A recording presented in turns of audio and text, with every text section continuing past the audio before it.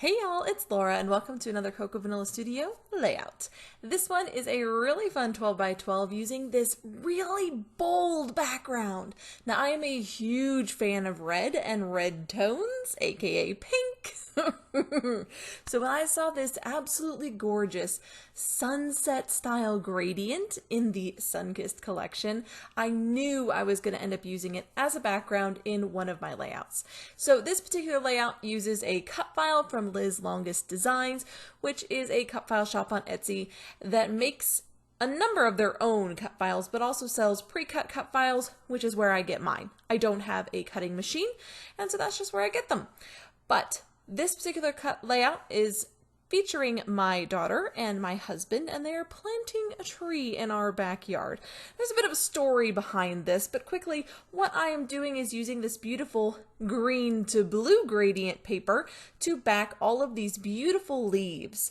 Done mostly off camera here. I just gave you a few as an example, adding some glue, stick it down to the paper, cut it out. Super quick and easy. Lots of fun to do, and with a cut file like this, there's not a ton of cutting to do because there wasn't a ton to back, so kept it very, very simple.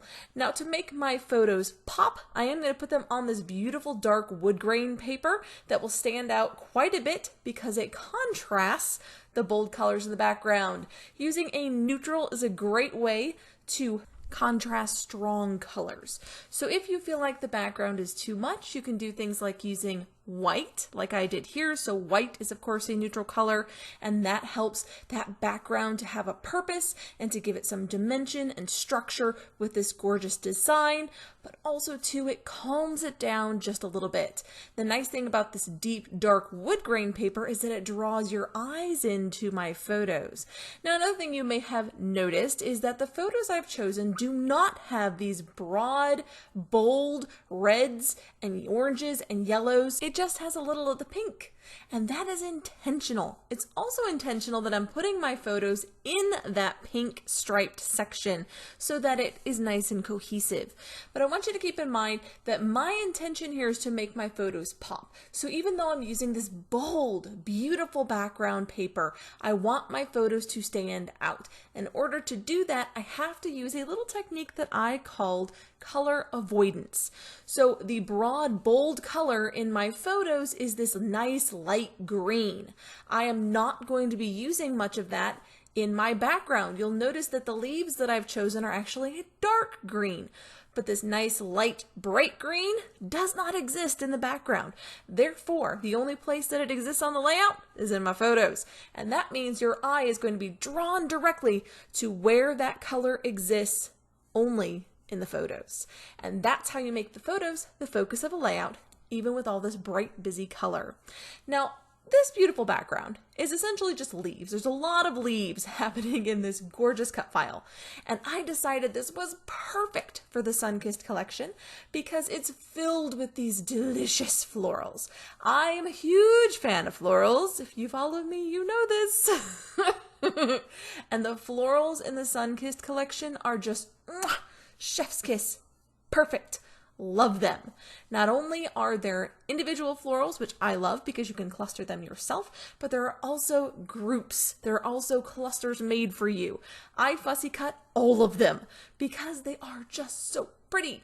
The colors are fabulous. The shapes are in just perfection.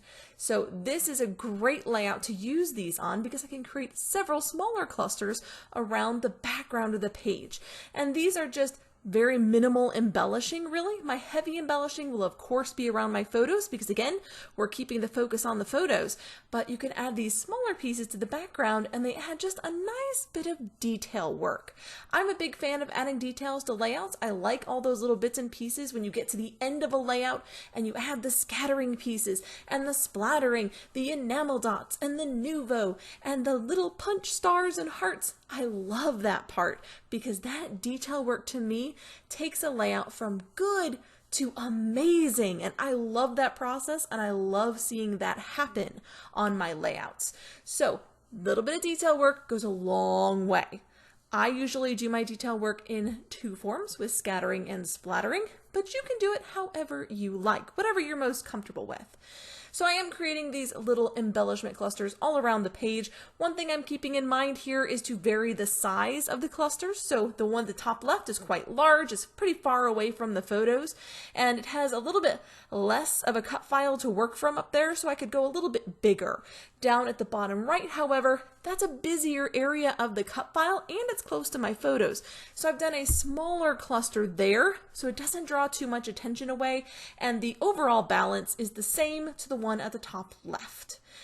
The colors I've chosen, I'm trying to make sure I don't have a lot of the same colors right next to each other. So as you can see across the bottom, we have a pink floral cluster, a blue floral cluster, and an orange floral cluster. And then when I created the little swag cluster there in the corner of my photos, I went with red, pink, and blue, which of course are not present in that orange one.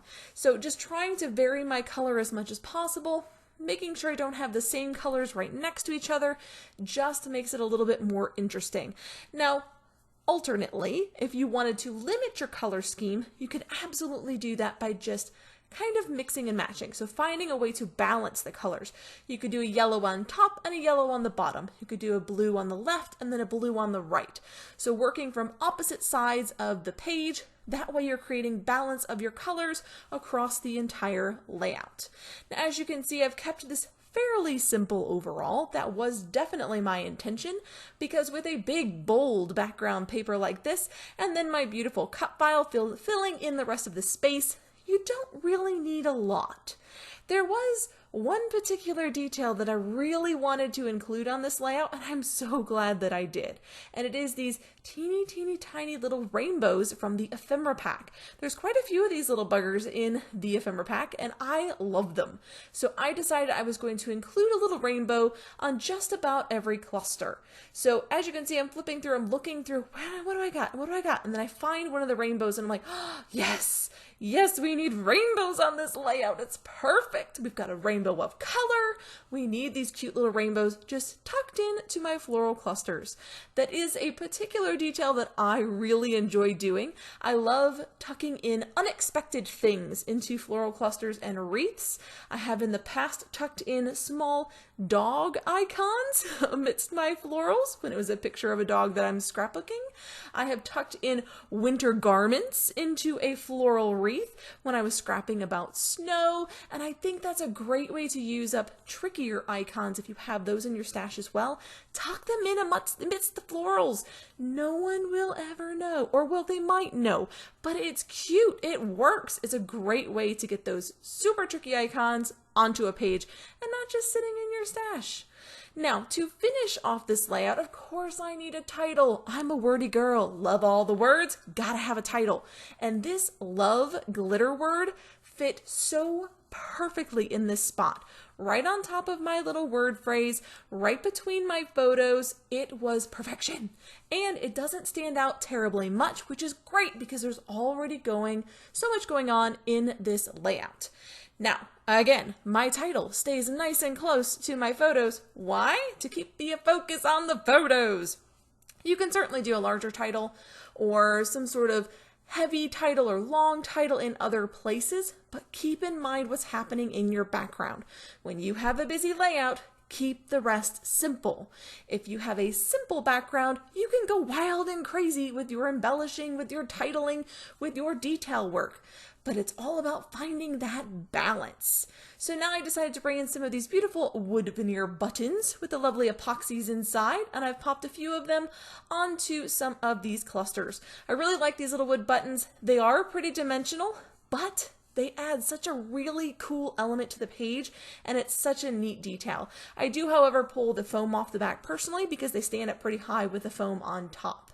I'm also going to bring in some of these beautiful little puffy stickers here that I have off to the left because I wanted something non-papery to add to this layout. So I've added my little wood veneer buttons. I'm going to add these puffy stickers, and that's going to give me my non-paper element on the page. I really like these little heart-shaped sunglasses. I think I've used those on almost every single layout with the Sunkissed collection because I love them. They're just so cute. Most of the time, though, I'm just kind of tucking in little hearts around my clusters, again, keeping it very, very simple and trying to use as many different types of products on my page so that I have a variety of textures. Finishing up with my splattering, have my first level of splattering, controlled splattering, with my gold Nuvo drops, and then I'll come in with some uncontrolled splattering with some Heidi Swap Color Shine, which is just a gold ink spray. Any old gold ink spray will do, or even a gold watercolor spray. Now, if you'd like to see more details on this particular layout, be sure to check out the Cocoa Vanilla blog, which has lots of photos, lots of information, and extra inspiration from the rest of the design team. Definitely check out those blog posts because I know that I am constantly learning new things from the amazing girls on this design team. They are just fantastic.